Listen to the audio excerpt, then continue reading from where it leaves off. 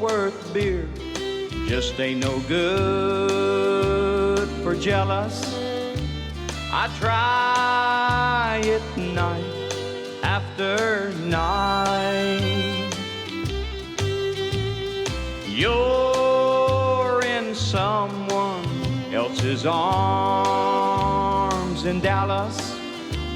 Does Fort Worth ever cross your mind?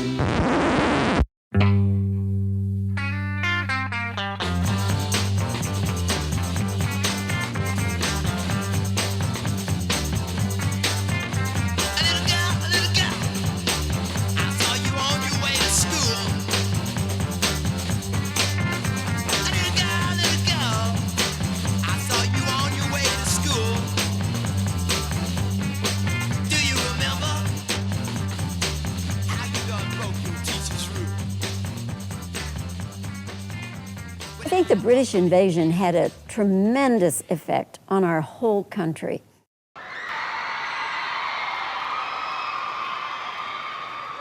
They really rocked, and it made me want to do that. We were watching Ed Sullivan and the Beatles came on, and my girlfriend, next door neighbor, and I were watching. I said, that's what I want to do. That's it.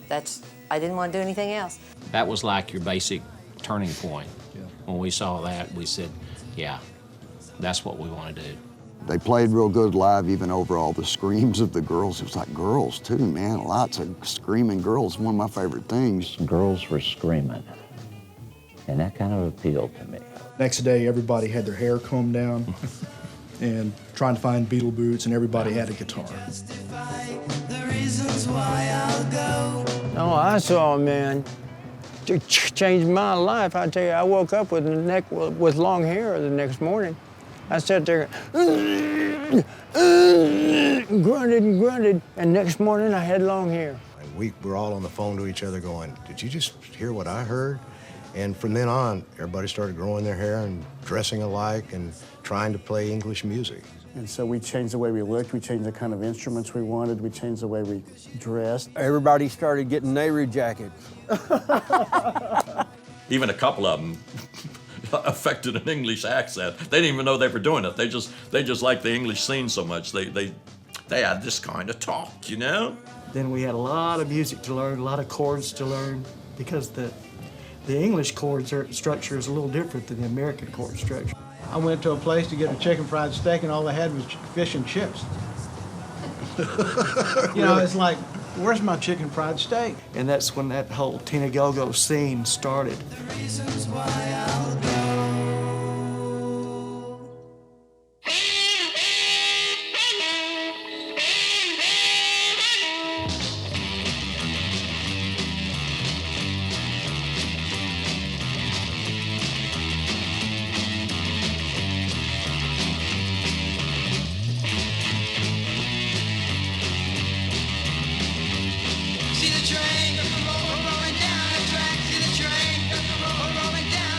Just as when Elvis came on the scene, all the young guys would go out and buy guitars and try to be an Elvis. When the Beatles came on the scene, we saw guys grouping together to form their own little bands in the garage. Thus the term garage bands, because the parents wouldn't let them practice in the house, too much noise, you know. Over the fence, I heard a guitar. And then what would we be, like 14 or 15? Yeah. I climbed over the fence and met Eddie, and he had this great guitar, and I was just fascinated. And I think, and then we goofed around and played in the garage for a while. Yeah, then we met Bruce. Literally in the garage.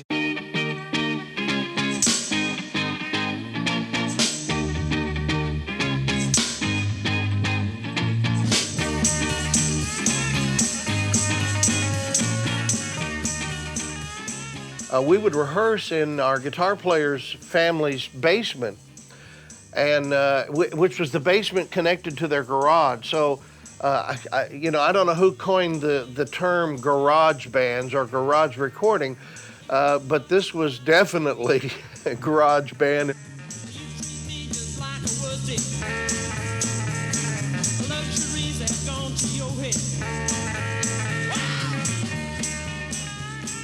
I didn't realize for the longest time that that playing could actually be done. It was on TV.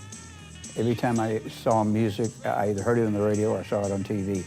I went to an assembly in what's now called middle school, and there was a fellow playing guitar, a guy named Ronnie Wise, who eventually became Mouse.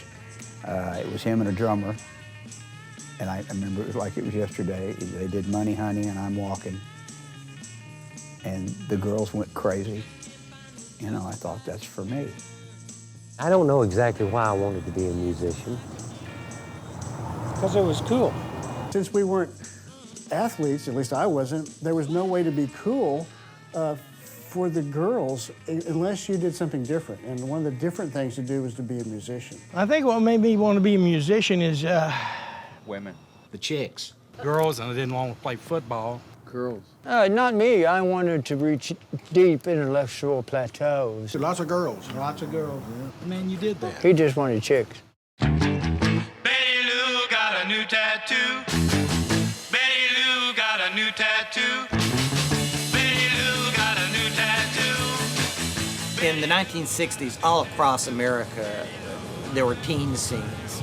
And it was really a heady period because it was kind of the dawn of the youth culture as it was. The first time that teenagers really had music and places to go and could identify with it around the clock. We played 24 dances in 21 days. And we put ourselves on tour.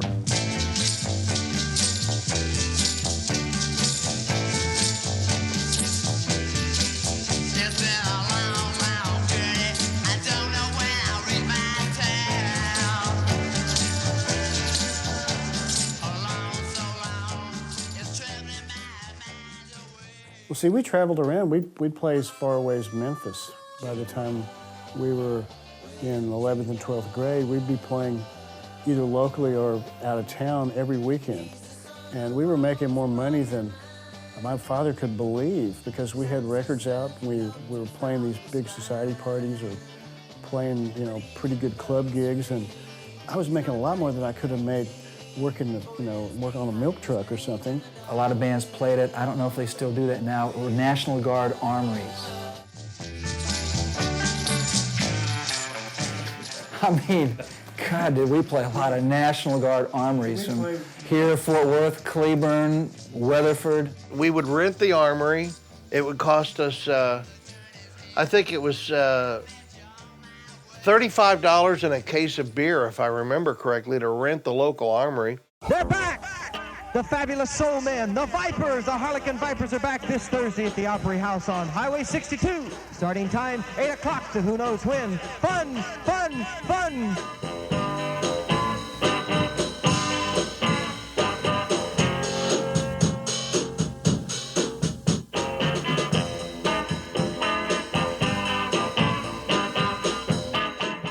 We'd rent National Guard armories or municipal auditoriums for $25, $30 a night, pay a policeman $10 or $15 to watch the door, and hire one of our college buddies to take the tickets at the door and have 200 or 300 kids come in, $1.50 a head.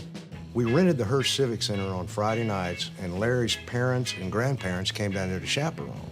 There was no alcohol, we hired security, and they would watch the door. And if you came in there and you had any kind of smell of alcohol, you didn't get in, and police would walk you out. But we would bring in at least, I would say at least 500 there a night. I think most of the venues that we played in most of the other cities were pretty much the same as they were here in the Dallas area.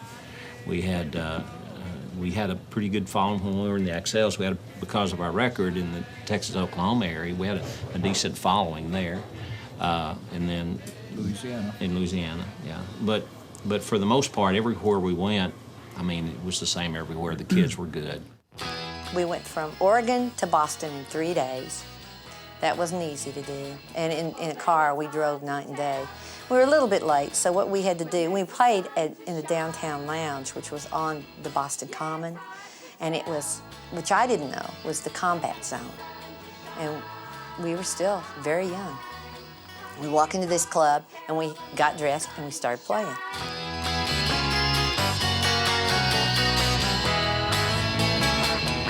baby, it's hard to tell what makes the sun to shine. That night, we actually were walking out, and the manager, the police were coming in, and the manager had been shot while we were playing, just shot. And the next week, we played 2 weeks. The next week, we were tearing down to go home, and he got shot. Another one got shot. So we said, you know, this is just not good for us. We got to go home, go to school, you know, and start playing back in Fort Worth again. I don't believe there was a situation like this everywhere, you know, in the country. Certainly there were other places, but we had a very special scene going on here. I find the music of the Dallas-Fort Worth area pretty interesting geographically. The one thing with Fort Worth that gets me is Fort Worth, for garage bands, has an incredibly high batting average.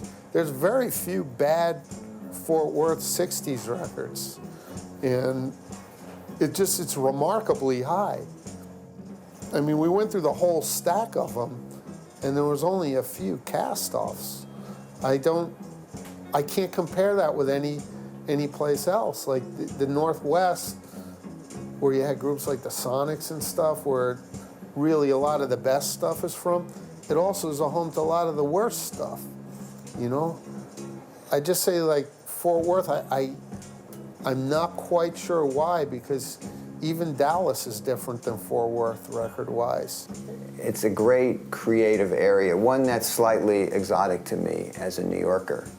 You know, my closest to the garage teen scene would have been in New Jersey, which is very suburban.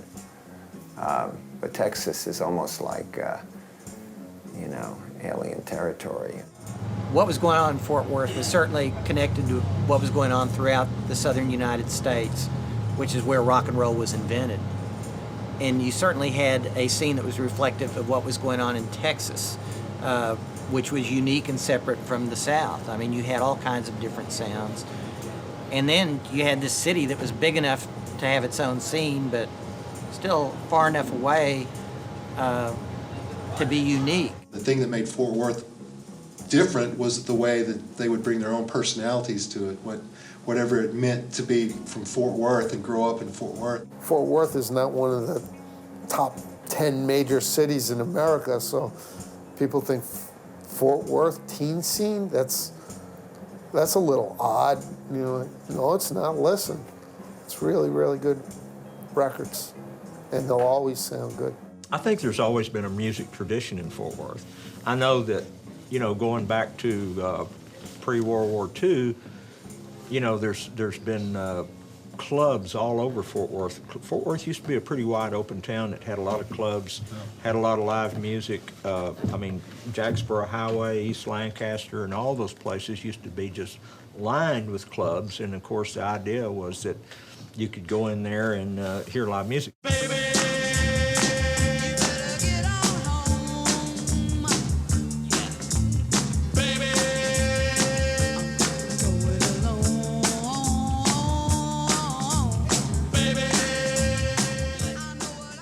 Basically, I was playing in bars when I was 13, 14 years old, and then when I got involved with these guys, it was playing in teen clubs, and it was kind of like a step up. 14 years old, playing a club in Dallas.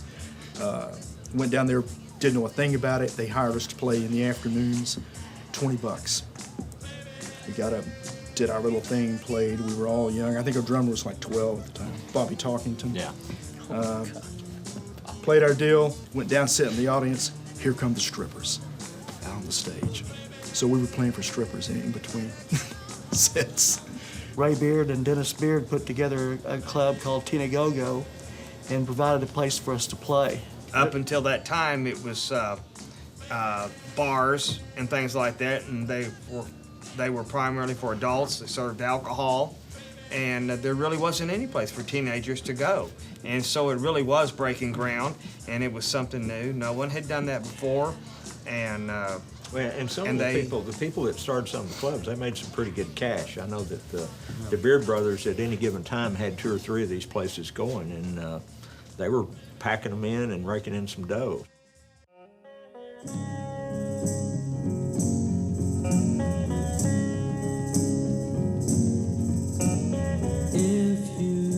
Tina Go-Go was the top go-go place in Fort Worth during the 60s. Other ones came up, Action A-Go-Go, Holiday A-Go-Go, but it was all it was teenagers just out dancing to live music and having fun and going out to hear their favorite bands. And each Friday or whatever nights that these happened, the places were packed, usually a buck a head. Every Friday night, we went to the Tina Go-Go. The whole family went. It was a social event. It was a social club. Everybody dressed up to go out. Being 10, I went in my shorts and my tennis shoes, but I danced all night long. I never sat down. I was dancing with, you know, all the college and the high school boys. But it was cool because my parents were right there watching. You played Tina Go-Go, Action A-Go-Go, and Jolly Time Roller Rink. They were all owned by two guys named the Beard Brothers. We played the Holiday Hop, and we played Candy Stick A-Go-Go. Those were our hangouts. But we'd always go, every chance we got, we went to Tina Go-Go. That was our favorite hangout because it was where the Jades played, where the Blue Notes played, where Little Joe and the Gentlemen played. And we loved those guys. They were so good, and they looked so good. You know, they all dressed up in their little suits. Sometimes we'd play at a hamburger joint or, you know, something like that, just set up wherever. All the little teen clubs around Fort Worth played most of those with the Sonics and Jack and Rippers. So we did a lot of the Battle of the Bands. Didn't win any of them, of course. The elites were always the main people who win those. And as a fan, not being a musician and just looking for, you know, as to what you were going to do over the weekend, you were tired of going to drive-ins, we found places that they were playing we wanted to go see, and there was so much talent. Tina Go-Go was where I went because it's kind of in my neighborhood. I mean, it was great. Just to be able to see these kids just a little bit older than me up there just wailing away on the music I really was into. It's changed somewhat, but it's initially the same. They would partition it off, and the stages, if I recall, were back against the wall back there.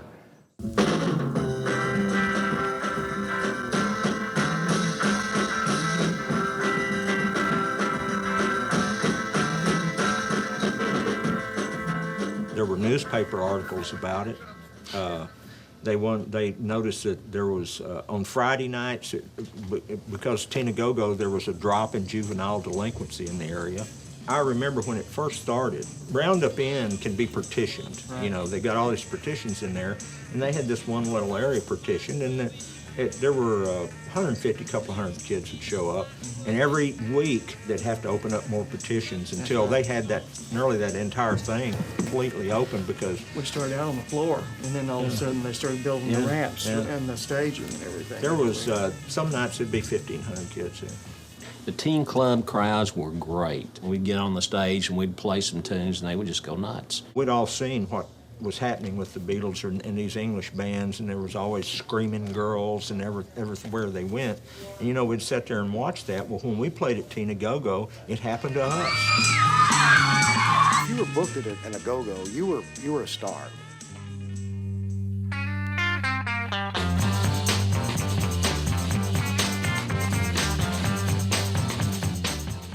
Here we were up on stage with Go-Go Girl on the right, a Go-Go Girl on the left, and a bunch of screaming girls down front. It's pretty heady stuff for teenagers. The Go-Go girls danced at Tina Go-Go and also Action A-Go-Go, and there were always Go-Go girls on the Go-Go show. If you could score a date with a Go-Go girl, even they had their own little entity. Dodie Dodge Dancers, another whole group of girls that got started doing something as part of the music scene in Fort Worth.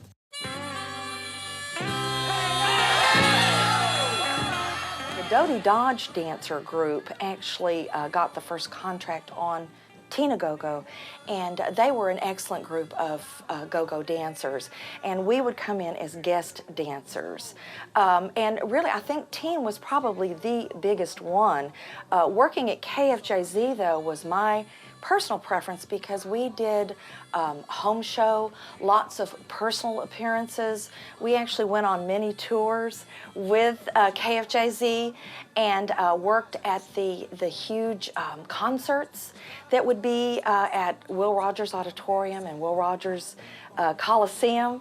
And so really KFJZ dancers did more at larger venues, but we would all pretty much change around from venue to venue. And sometimes the bands would meet them or the Dr. Pepper girl or somebody like that. So it was kind of cool because all the guys were after the Go-Go girls. Our fans were pretty equally divided between girls and boys. You know, the boys wanted to have photographs taken with us, wanted to date us. Slipping phone numbers was a very common occurrence. Usually the Go-Go girls had big boyfriends, Bob Zilla, and guys like that. You didn't mess with them. You had to have the look as well. The look was very much a part of it. You had to have that go-go dancer look. You had to be friendly. You had to be comfortable in front of an audience. You had to be able to move in such a way that an audience would want to watch you. I loved to watch the Go-Go girls. I always wanted to be one of them. The girls were crazy. They were, I mean, that was the beginning of the whole revolution at that point. They were a lot of fun, and I love every one of them. They taught me everything I know about living life and love. There were still girls that would throw flowers up on stage and things like that. They never threw anything real amorous, but they'd send notes up there going, "What are you doing after the show?" and it's things like that. And then they would try and meet us after the show and talk to us, and it was kind of cool to be a teenager and have girls that were actually interested in you. We had girls lined up from here to way over there and out the door to sign our 45, and we're like 16 years old, you know. We all had Beatle haircuts, and we had curly kinky hair. We had to go to this beautician place and get our hair straightened and cut funny, and of course the lead singer, he had perfect hair, you know. One of the fans, a female fan, hired us to play a party, and it was going to be at a hotel, motel there on South Freeway, I-35 South there in Fort Worth. And so we get all our equipment over there in the room that she had rented, and we get set up and we're ready to start playing. We wonder where all the people are. And it come to find out, she was the only person. She hired us to a command performer. We were her band. To play for her.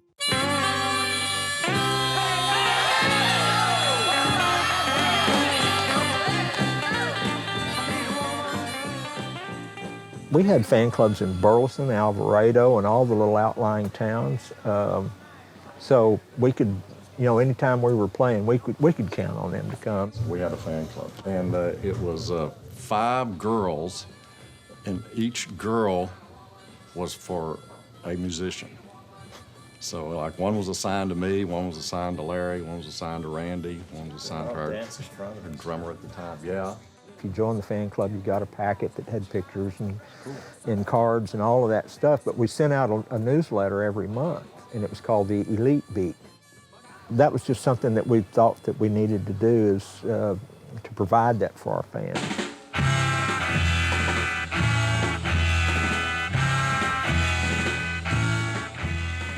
I'm from Fort Worth, and I'm a fan of garage music, and I didn't know that there were so many bands from Fort Worth, especially teen bands. So I was amazed. We all know like the more familiar bands, you know, like the 13-foot Elevators or the Moving Sidewalks.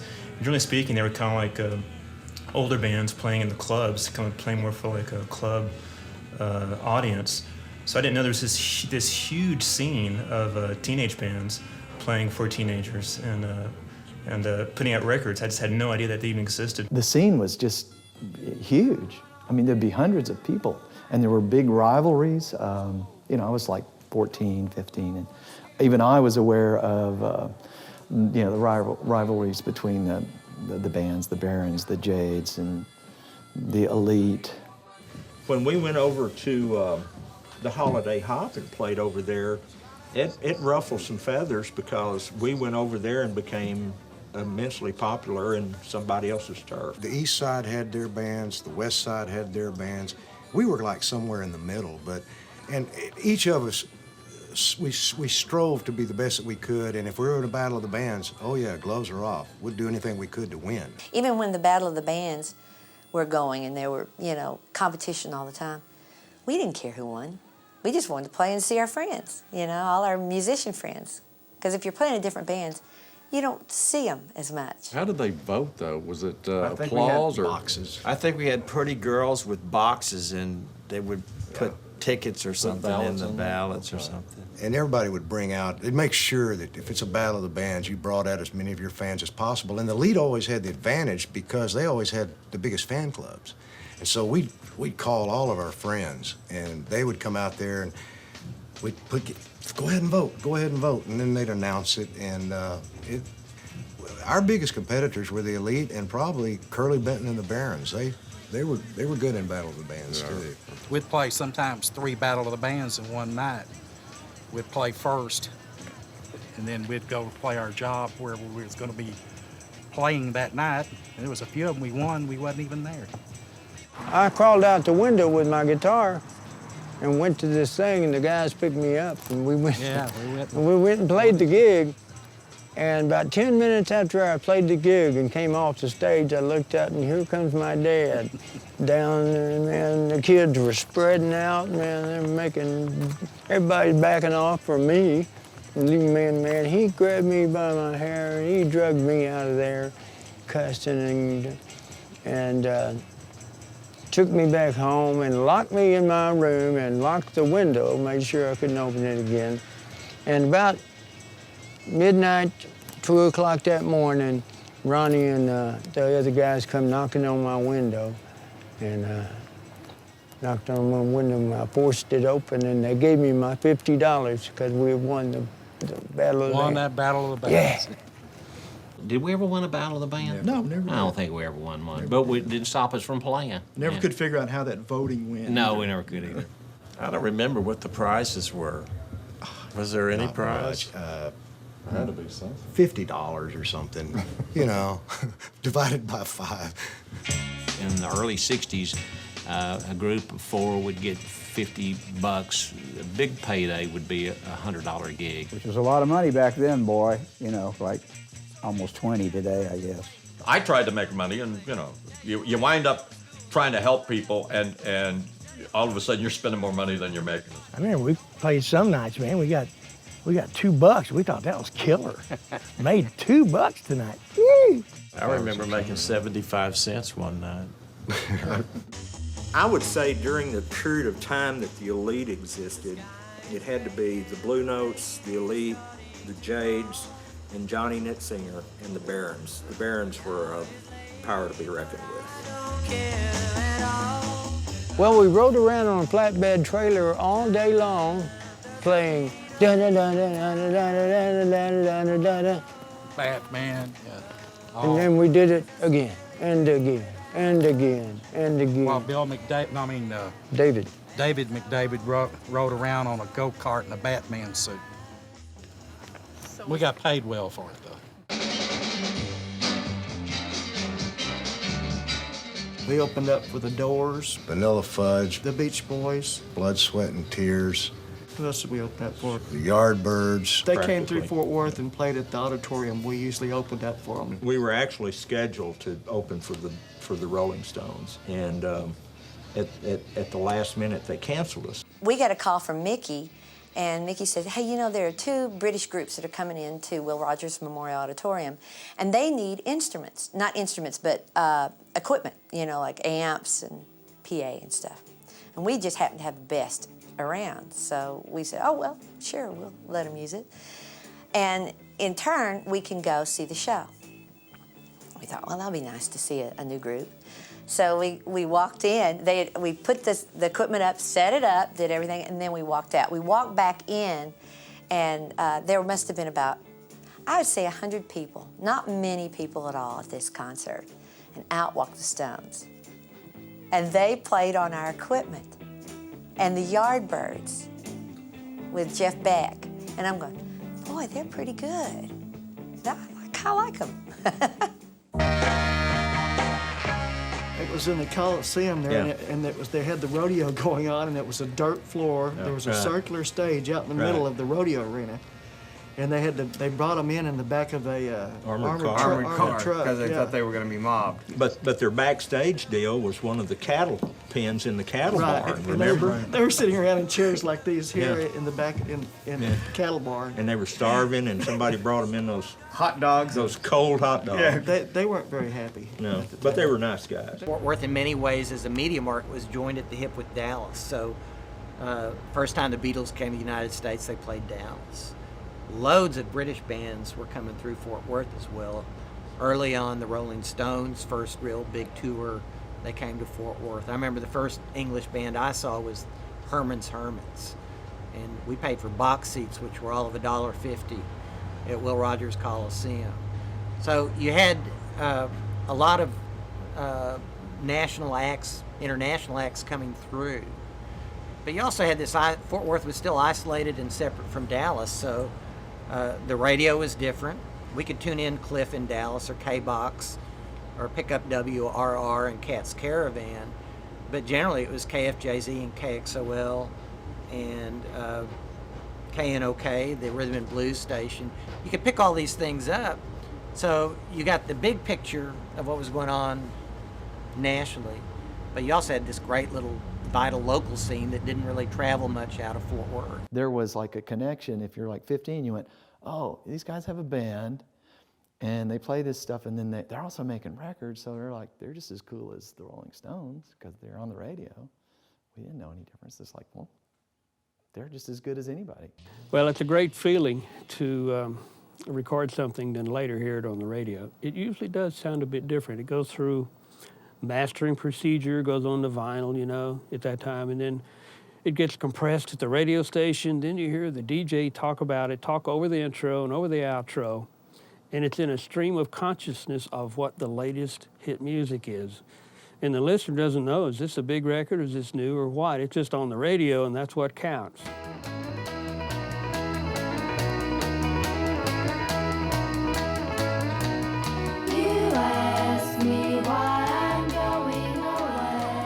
We were in the car when they played it, and they go, and Mark Stevens goes, now here's a local band, the Candy Canes.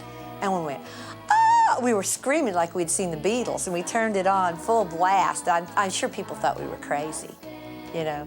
But we had this car that said the Candy Canes written on it. I'm sure they thought we were crazy anyway.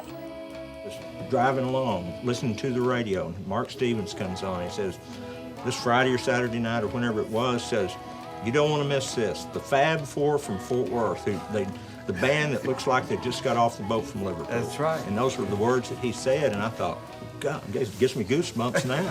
First time you heard your record over the radio, you just wished, my God, can somebody else hear this? Yeah. You'd roll the windows down, crank it up full blast. Anybody hearing this? One DJ out of New Orleans play a song. We did a cover of a Donovan tune called Season of the Witch, and we were told it was going to get played on the air out of New Orleans. Well, we were all excited. Guy got about 8 measures into it and just drug the needle across the record and said, sorry, boys, and you heard a snap. And we went, oh, man. Breaking a young man's heart, I Yeah, tell you. buddy. But it ended up the #1 played record at the Shakey's Pizza Parlor on Airport Freeway in Baton Rouge. To get on the charts was a biggie to begin with. I think it was the top 60. KFJZ and KXOL were the biggies. And you're on there with the Rascals, the Stones, if you were a local band and you even crept into the top 20, it was amazing. Sparky baby.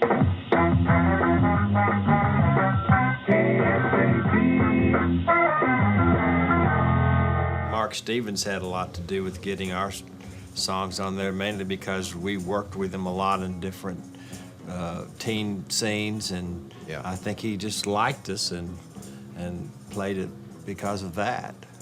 He would tell us and give us advice on everything from what songs to play, to what clothes to wear, to how to wear your hair, and we listened. because he was the star, and he was like not only a DJ, but he was like a manager. Yeah, he was. And he could make you or break you. Exactly. You want to help these guys go where they want to go, and there were some of the bands that really deserved it, and the guys that I liked, and they were easy to work with. First of all, you have to be talented to get me to be one of your cheerleaders, and you got to be easy to work with. You can't be a head case. I did not work with head cases. I worked with only talent that weren't head cases, that could take control of themselves and not get carried away. Because when you have hundreds of little girls screaming after you like you're the Beatles, and you're not, but you are in Fort Worth or wherever, and some guys would get like, oh, hell. I never worked with those kind of people. I kind of, and there were some bands like The Elite and many others that were really, really good. The Blue Notes, fantastic. For some reason, we always knew when Mark was going to play our record. I don't know if it was through Mark or Major Bill. He's going to play it at 7:05. You guys listen. Well, not only would we be listening, we'd have our fan club ready to call in and vote. We'd have all of our friends, and it was pretty much all over the school. They're going to be on there. And that not only would they do that, but after they played and they'd say how much they loved the song, whether it was terrible or not, then they'd call the record stores the next day. For one solid week, every record store in town got calls from the fan club and from all your friends going, do you have that record yet?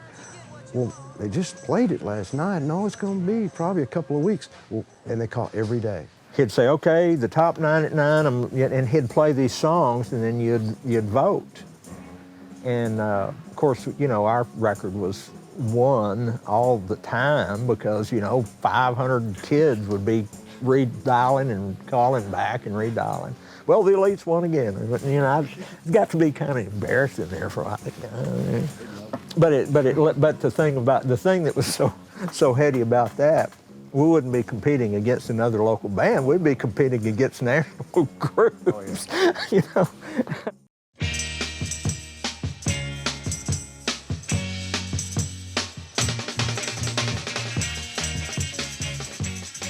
They would bring these songs that they went down and recorded at Bill Smith's recording studio. I guess if we had a local Colonel Tom, Elvis's manager, it would be Major Bill. Man! Boy, that'll tear Piccadilly Circus apart, man. Bill was a lot of fun. He really was. And he took himself so seriously, made him even funnier than he was. He didn't realize how funny he was. He was known as, among some inner music business circles, as the London Flash, in that he would come down and record somebody, and if he couldn't get it on a American label real fast, he'd fly over to London and shop it to those people. Wasn't Major Bill the guy that said if you throw enough mud at the wall long enough, you're bound to cover Oh, it? absolutely. That was his notion of the recording business. His You just philosophy. cover that thing, and it's bound to come back for you. That's right.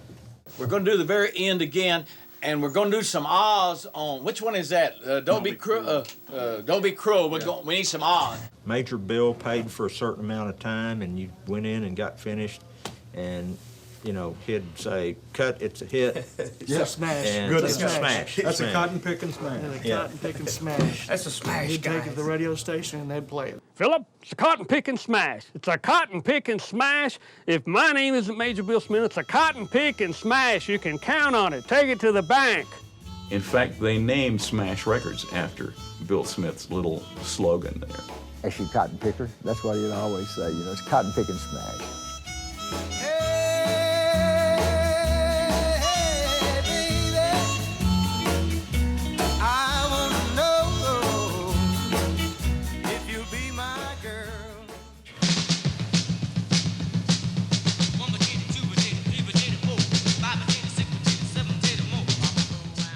We were over at Bruce House's rehearsing, and we weren't having any luck coming up with the song to record, and we knew that Major Bill and Mark Stevens were coming over there that afternoon to see what we had. So we remembered this song. Somebody brought up this song that the Trashmen did called the Surfin Bird. It was a surfing type song built around the phrase Papa Ooh Mau Mau. So we were saying, well, let's when they get over here, let's do something like the Surfin Bird song, and let's use Mama Ooh Wow Wow. And so we ran through this thing a few times, and then But we this went. was really just a spoof. We It was were like a just true exactly. spoof.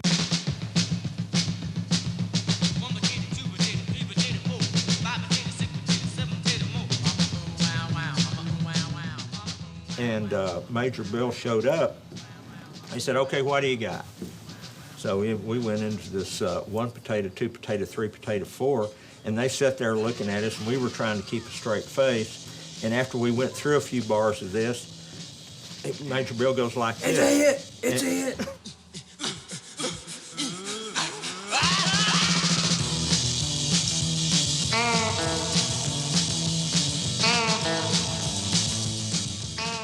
It's actually been covered by the 5, 6, 7, 8s and a couple other bands. 1 potato, 2 potato, 3 potato, 4 5 potato, 6 potato, 7 potato, more パパうままですね、ワンポテトっていう曲はオムニバスに入ってたんですって、サーフ系の。で、ワンポテト、ツーポテト、うままあまあ。There was Billboard Magazine and Record World, which were the 2 trade magazines that you went to find. And I don't remember who gave us that copy, but they said, "You got a 4-star pick in Record World Magazine with 1 potato."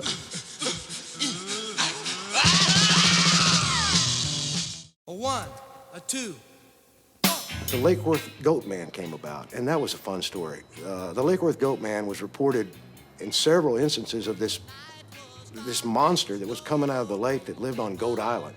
And he would swim the lake, and he would come up and he would get you. So we wrote a song similar to that called Night of the Sadist. And was a night of the sadist, yeah, I remember that look in his eye. It was a night of the sadist, yeah, I'll remember the day I die. He attacks this couple on Lover's Lane.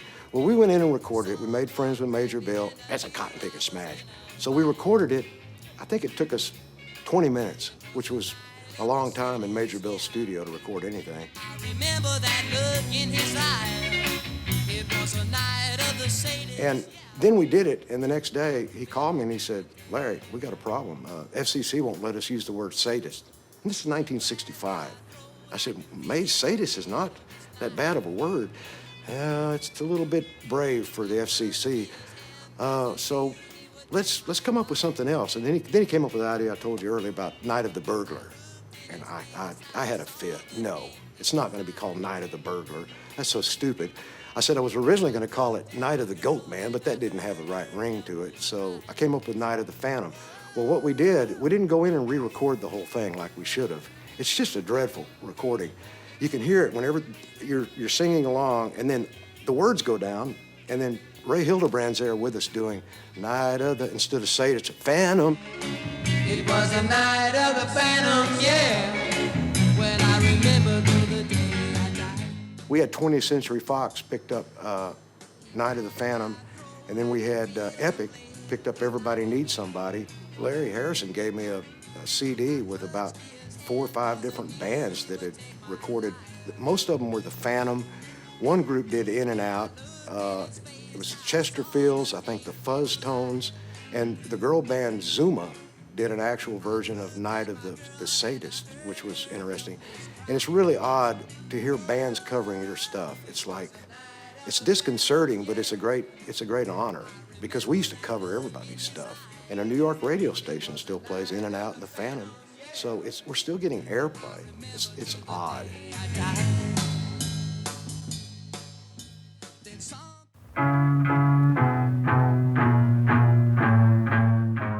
Getting on TV at that time for me, I thought it was the beginning of everything. Bobby Wygant's still around. She asked us to play during her show, and I think we were only probably one of maybe two bands that ever played on that show. Let's listen to the Elite as they play the first number. It's number 1 on the charts. It's a Rolling Stones number called Satisfaction.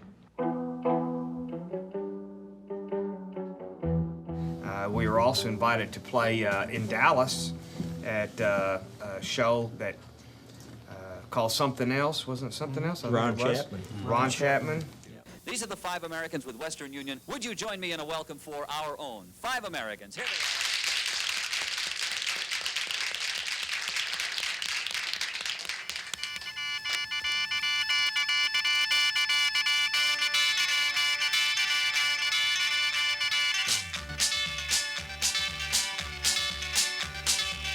Things went wrong today. Bad news came my way. I woke up to find that I had blew my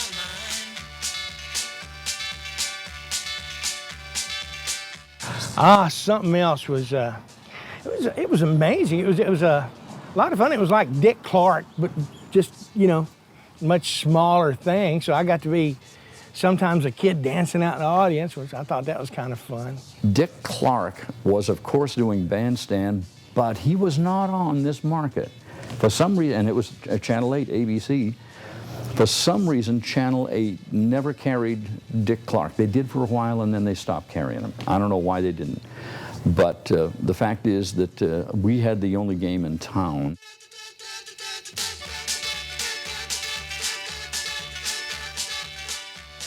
A lot of local bands played live on the Something Else show, like the 5 Americans who were on the show. Now, the thing that made the show different from any other teenage shows, yeah, we did the Rate the Record and dance, and we had Go-Go girls, and they would lip sync custom jingles that were made for the show. It's something else. Many other shows had custom jingles at that particular time.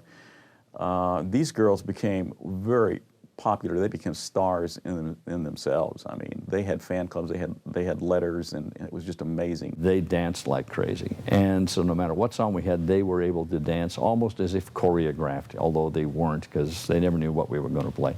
I think one of the most exciting times in the show is when we had big name acts like Paul Revere and the Raiders, Herman's Hermits, Chad and Jeremy.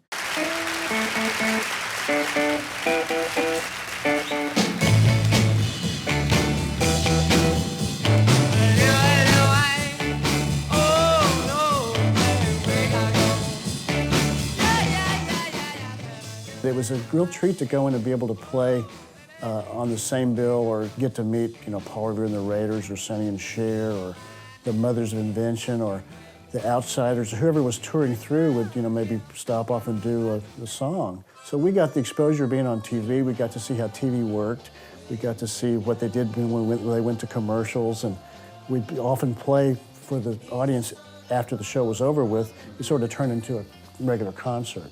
Created stars, their records would sell in the record shops, and you know, it was one of those high-profile things for a young group to come onto the Something Else show. And all of them tried to get on that show.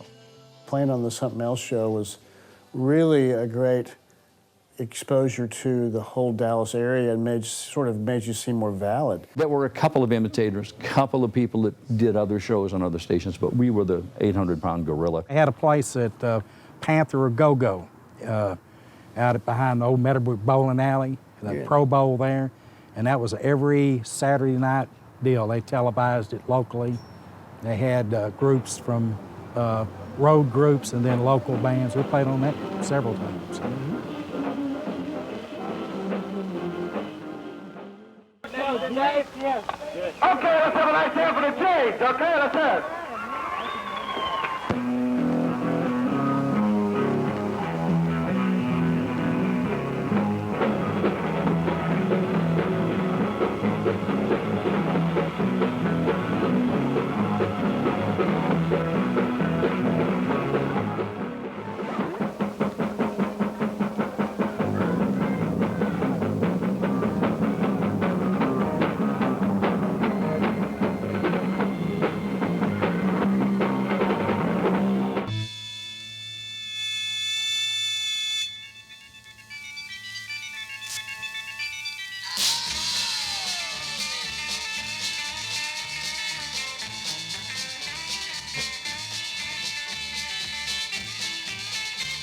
In Dallas, you had bands like the 5 Americans were having hits.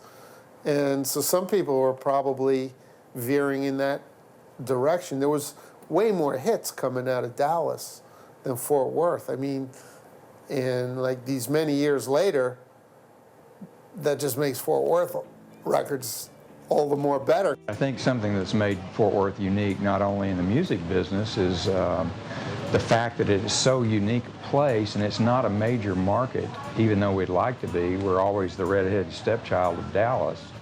So the things that we do are a little more innovative to our own particular town than, say, a major market like Dallas trying to be like Chicago, trying to be like New York. Well, certainly we emulate those things, but again, we have so much Western influence in our town that it's a little bit different. Fort Worth people were not accepted over in Dallas, and Dallas people weren't really accepted in Fort Worth. You know, it's just totally different things. You know, we approached it from okay, we know this song good enough, let's go play it. You know, and then Dallas is like, no, it's got to be right. You know, so. Well, I think the Fort Worth band sounded more like the Kinks and the Stones, because we're more blues oriented, I think, over here in Fort Worth than they are in Dallas. Dallas is more of a cultural center, and they're a little more into a lighter taste of music, so to speak. But they considered themselves more polished. Oh, yeah. It's that old Fort Worth, Dallas. But we used to wipe them out on all the battle of the bands. Fort Worth has a lot of soul to it. I mean, it's sort of like Denton or like Austin. Dallas tends to be a little plasticky and kind of fancy and frou-frou, but Fort Worth really gets down, and they know their country roots, they know their black roots, they appreciate rock and roll, and there's just kind of no BS about everybody. Everybody's there to enjoy themselves. Personally, I'd rather work with Fort Worth guitar players than Dallas guitar players because they're much better rhythm players. I think they're just a different, they grew up with different kind of music. City rivalries were there, but it was, the disc jockeys. You had Mark Stevens and Ron Chapman. You had the Bricks and the Preachers and the Five Americans, and then you had us and the other bands here in Fort Worth. So there was a pretty intense rivalry. But we were smart, see, because Mark Stevens would always get some Dallas bands to come over and be in our battle of the bands, and we always beat them. But we'd never go to Dallas and do the same thing. I always enjoyed playing Fort Worth a lot. I still do. I still like going to Fort Worth because it feels like the way Dallas used to feel back in the 50s and 60s a little bit. I think in Texas, when you play music, you're supposed to be a pretty sharp guitar player. I think that's always been a thing. Fort Worth, of course, they had a long blues tradition, and the rock and roll records like Ray Sharpe. Dallas the same way. Teenagers that were 5 years older than me, they were all about going to the Skyliner Ballroom and doing the North Texas Push to Jimmy Reed, hearing Ike and Tina Turner and Ray Charles. Fort Worth was a major stop on the Chitlin Circuit. And you couldn't help but have that rub off on you. I mean, on our top 40 charts, the Beatles came in and blew everybody out, but you also at the same time had Jimmy Reed singing Big Boss Man and Farron Young singing Hello Walls, which was written by a guy who was hanging around Fort Worth named Willie Nelson. Well, we were doing a lot of Freddie King, Albert King, the Nightcaps, like Linda Lou, James Brown, Jimmy Reed. Yeah. That was pre-British invasion. That's what everybody was doing. As far as rock and roll goes, it was the black rock and rollers that got my attention, and almost everybody I knew that I hung out with. If you were any kind of band worth its salt, you played Linda Lou over and over and over.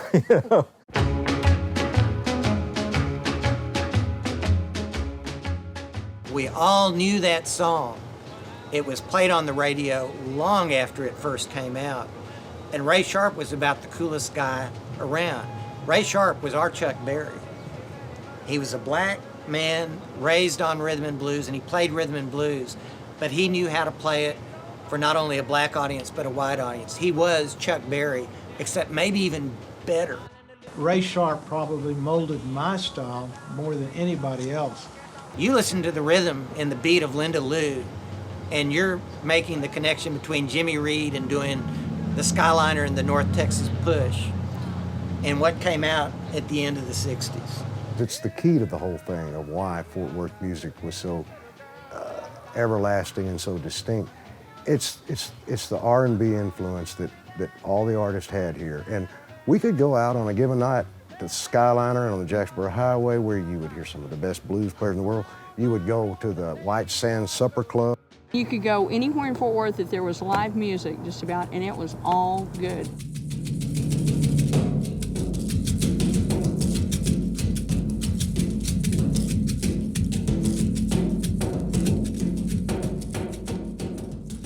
We used to finish gigs and we'd go to Cellar and they knew who we were down there and they'd say, hey, come on up and set in and play. At that time, the Cellar were circulating people like, well, not only the local legends like Bugs Henderson and those guys, but the Winters Brothers, and you don't know who you might see down at the Cellar on any given night. And that's the place where the Secret Service guys were partying the night before they went over to Dallas with John Kennedy. So they may not have been as sharp as they should have been. The Cellar was like university for rock and roll.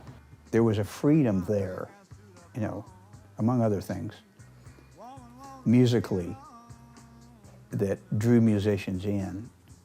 Every time a name act came into town, they went straight to the Cellar after their show. I walked in there when I was 16, and I had found heaven. This is where I was supposed to be. All the waitresses had on panties and bras, and they had bands where you're on an hour and off an hour, on an hour and off an hour, and open to 6 to 6. My kind of place. We had lights for everything. There was a light that came on if the owner came in.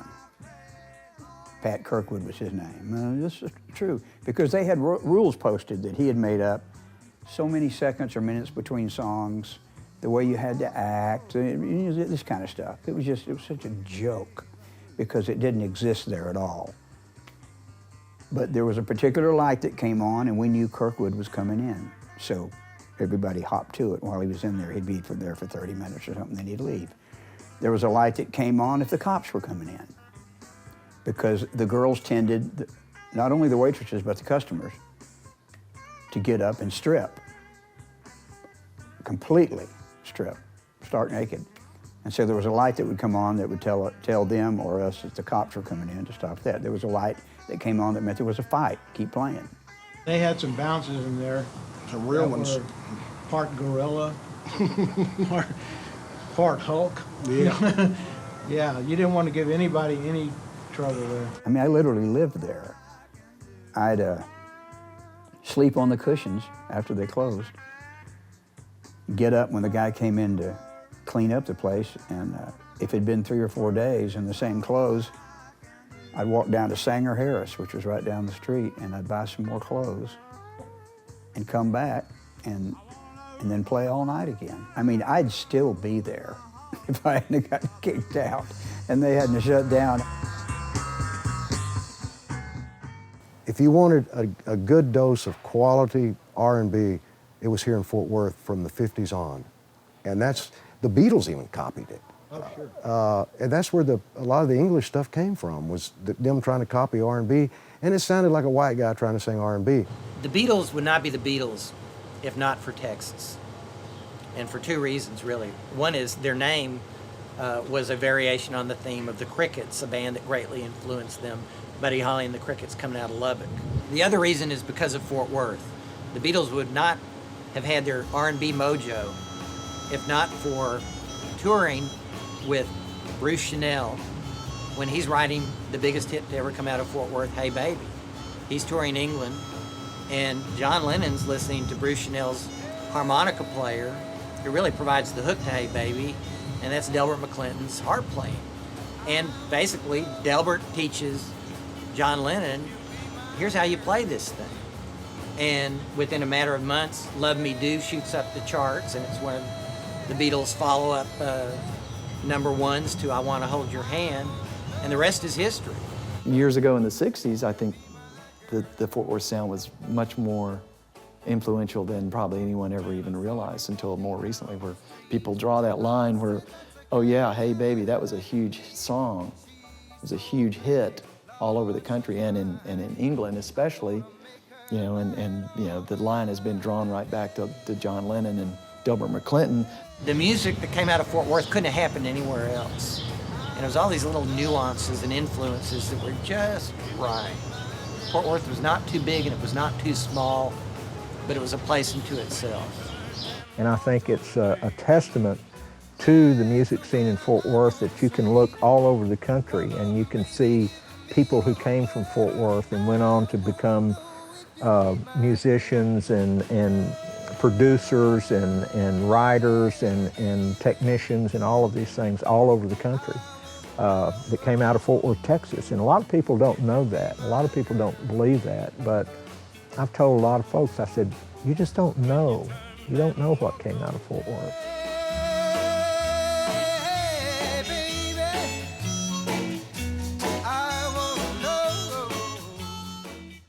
The interesting thing about Fort Worth teen music in the 1960s is nobody made it big. A few bands did over in Dallas, a few bands did down in Houston, San Antonio. Really, no one made it big as a Fort Worth band. I think if we'd have had somebody that really knew what they were doing and handled us correctly, I think that, you know, we would have been national, could have gone nationally. You had to be in New York or LA to make it. And if you're from anywhere else, if you're in Omaha, Nebraska, if you're in Fargo, South Dakota, or Fort Worth, Texas, the odds are way against you. So that's why a lot of groups and a lot of people went to other markets to see if they could make it. You can only go so far. And at that point, after a certain period in your career, you had to move on because a lot of the Fort Worth people knew you, but nobody else could get to you. You weren't exposed enough. The players from this area, from Fort Worth especially, didn't look to Dallas to further their careers. They looked at New York or Los Angeles. The rock and roll scene, Dallas, Fort Worth, North Texas area, and the bands and singers, there were some big artists that came out of here and went elsewhere, but they had to go where there were record labels, bona fide record labels that had offices and distribution and so forth. They had to leave to do that, unfortunately.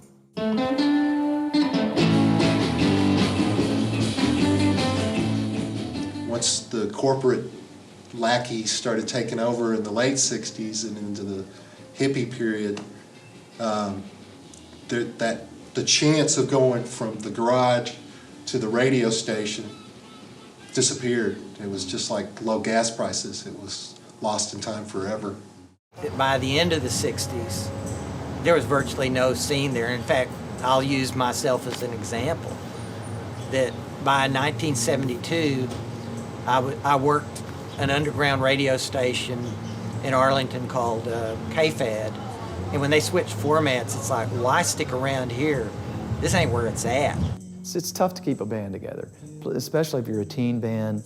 You got a couple things going. You might make some noise. You might get a record out. You might get it played. And then what? Then you either kind of find your way into the music business with a major record label and get exploited and bitter and everything goes to hell.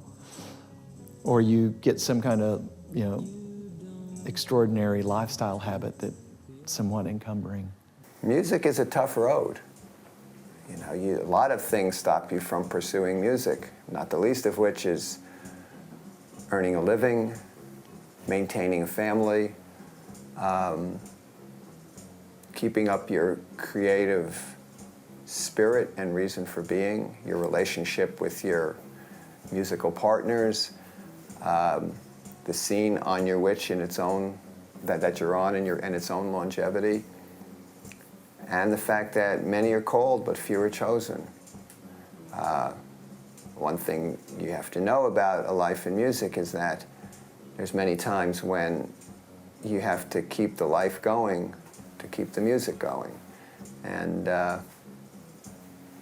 you know, sometimes you just can't. It doesn't mean that you have to withdraw from it. Once you get up on stage and once you perform, that never leaves you.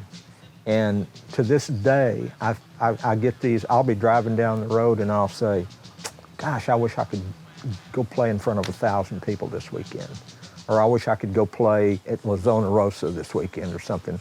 You never get over doing that, and you take every opportunity that you have to do it. I tried to get out of it for a while, and it didn't work. It's something that's always there. People on a scene do it because they want to. They may think they're going to make some money, or they think they're going to get to be a celebrity, but really what they're doing is being the one who the spotlight is on for that moment. You know, I thought it was just part of growing up and that it happened everywhere, but then some years back, you start hearing about these people in England and parts of Europe and these weird little cults that are probably not unlike whoever's behind this scene, and they start digging up these garage bands. Yeah, these people that were played back when we did, and so it seems to be still alive. You know, how did they know it existed? I'd forgotten about it. When we first started getting into garage band music, there were Back from the Grave compilations out, and they had Fort Worth bands on them. The whole thing that kind of motivated us initially with the article for Kicks Magazine was kind of a cultural pride in Fort Worth. Yes, yeah, this is our hometown, and this is what the earlier generations before us were doing. We're thinking, you know, we got to find these groups and, you know, do their story. Billy Miller and Miriam Lynott are huge rock and roll fanatics. They don't care what sold what. In fact, the more obscure, the better. And when they came upon some of these sides, first they were going to do one volume, and then it's like, let's do two, and then let's do three. This is unprecedented. You know, there's not a 3-volume set of Los Angeles rock and roll in the 60s. And what was made there was a marketing confection that was for the record companies. There was no scene like there was in Fort Worth.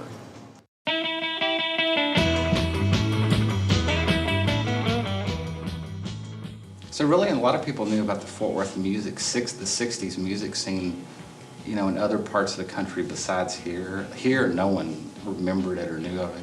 Why are people interested in stuff that teenage people played? People are interested in, you know, the Rolling Stones or the Beatles or the Doors or these people. Why are people interested in this stuff that these teenagers put out? And I was just shocked that there was its interest. It was really weird to these guys, you know, why would you want to know about that period, you know? Yeah, they'd be going, why do you want to know about this band when I was 18, when I was in a semi-professional band, you know, hippie band in the 70s. That was the one that was really cool, and they didn't really get it. The bands from Fort Worth should be real proud of what they did. Everyone I talked to in the bands seemed to be real proud. You know, the Elite, the Larry and the Blue Notes, all these guys. They all made great records, and you know, sometimes people make a record and it failed, nothing happened. But I mean, these many years later, the records really, really stand up, and there's no big nostalgia factor connected with them, because none of us really, outside of Fort Worth, really heard these things. I think what makes garage records, you know, so great is the innocence, that they really just had no idea. They were little kids, you know. I mean, you know, it gets complicated when you're a 50-year-old man playing garage rock, you know, because then you know exactly what you're doing, you know, and you're aping moves that you saw and you're doing stuff you learned.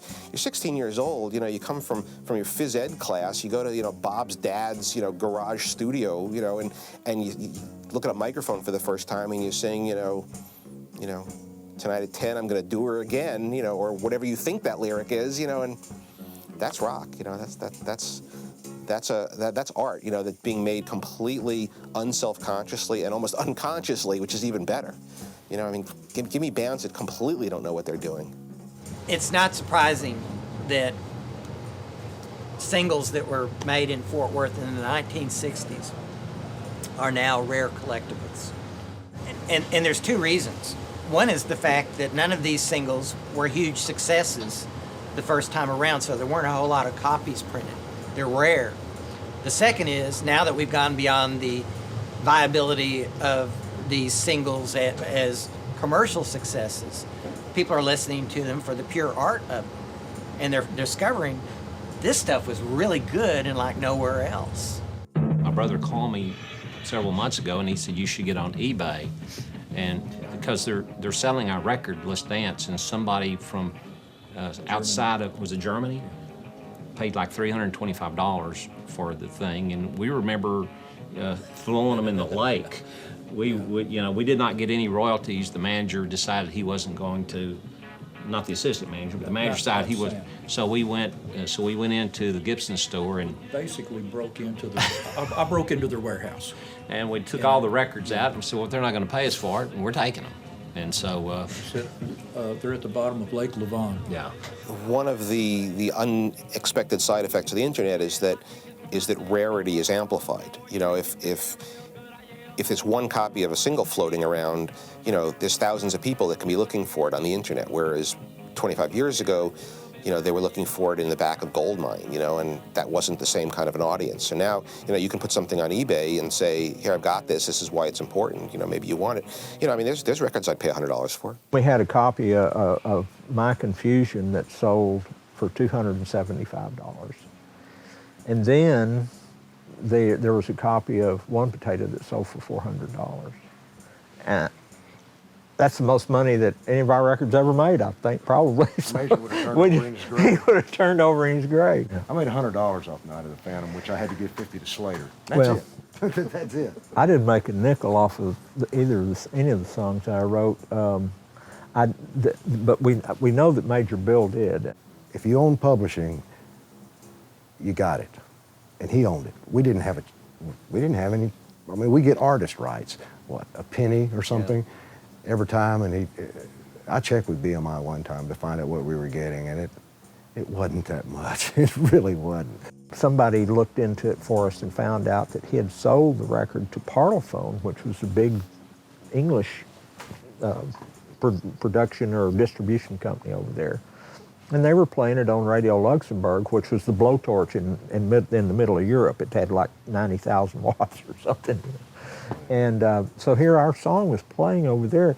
So we go to Major Bill and we say, well, are we going to make anything off of this? And he says, you know how much it costs to produce this stuff? You know how much it costs to market this stuff? Do you know how much it costs to just get you guys in the studio? And he started giving us all these reasons why any money that we would be having, that we would be getting, was already spent or used up. So we never saw a red cent on anything that we ever did.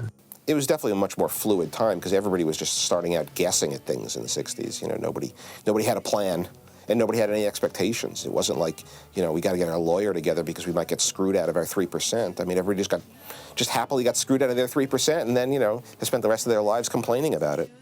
Maybe people are interested in those bands because they were really playing. You know, I mean, I've done my share of overdubbing when I first started recording and then realized I was really headed in the wrong direction. But I think it's going to sound so corny, but I think there's something honest about it. I think you listen to a record from then and realize, especially if it's a really good record, that they were actually doing that. They were in a room together doing that. And you listen to a record now that took them 2 years, $100,000 to make. There's a difference. New bands are trying to ape again, trying to go back to playing live in the studio with minimal overdubs, if any. I think like they did so well in the 60s. I think some people are trying to like recreate that because it does work so well. So I think it's gone full circle for a lot of people. The idea of garage rock sort of is both literal and figurative because literally it was a place that people learned to play and that allowed them to learn to play without having to find an industry to support them. You know, they didn't have to go to a club that didn't want to hear their bad music. They could just play in the garage. And secondly, it created an environment that allowed them to just do whatever they wanted because there was nobody watching, you know. And so I think the cultural impact is sort of multi-leveled, you know, in that it was the essential notion of do-it-yourself rock and roll. The degree of interest still kind of takes me aback, but I'm happy that people still appreciate what we did, you know, and what we accomplished. The Elite and the Blue Notes and everybody else that recorded any songs back then. because it was, gosh, we were just kids. They may not remember me for anything else, except that I played in some teen band called Larry and the Blue Notes that had a record out called Night of the Phantom. You know what? That's plenty. It's really great that it is coming back. And maybe some of our great musicians will be known then. You know, somebody will see him and say, oh, yeah, this is great. Bring him in, you know. Let him be a star now, you know. He's 65 years old, but let him be a star. Wow. I wonder, Can you believe this place is still here? I wonder how it would sound in here. When was the last time you played in here? Probably in 69 or 68. Really? Yeah. Oh, it always was echoing. Luxuries have gone to your head.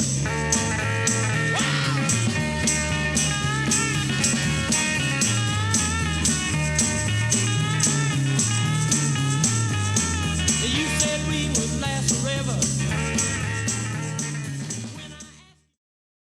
It's a cotton pick and smash.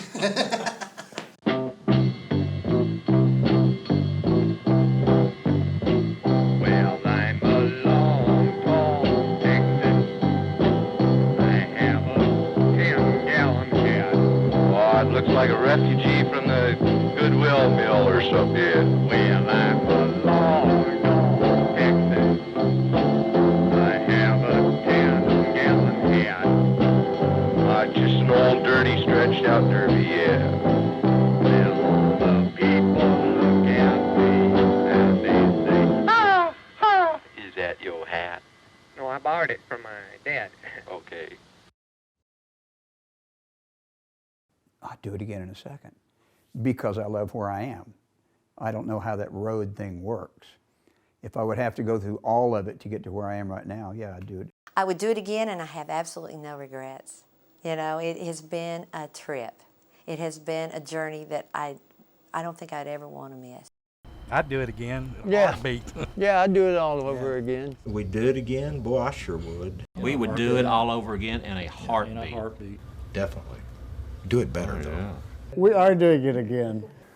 Of course I do it again. I'm still doing it, by God. I'd do it again. Tomorrow! Yeah, it's hard to count all the stars there are. Oh yeah, it's hard to tell how many stars there are, but they're watching you, baby, whether near or far. Oh yeah, oh well, it's hard to tell.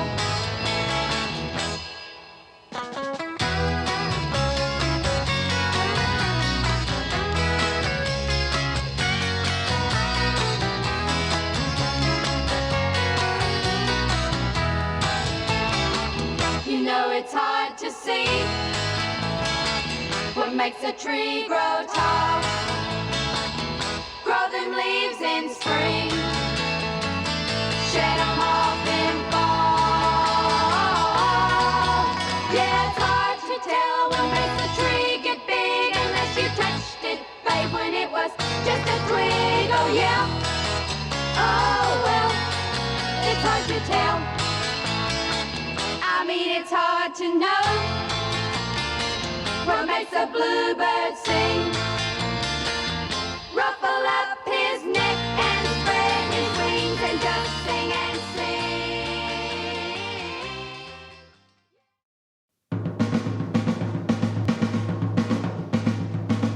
One potato, two potato, three potato, four, five potato, six potato, seven potato, more. Papa, uma, ma, papa, uma, ma, papa, uma, ma, papa, uma, ma, papa, uma, ma, papa, uma, ma, papa, uma, ma, papa, uma, ma, papa,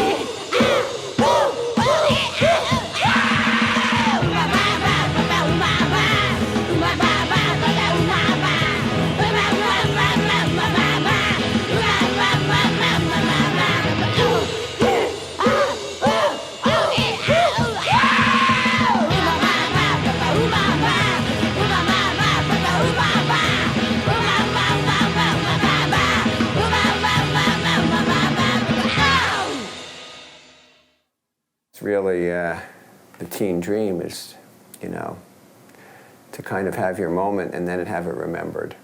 And I feel a lot of compassion and empathy for these musicians when I see them, because for me they're always great.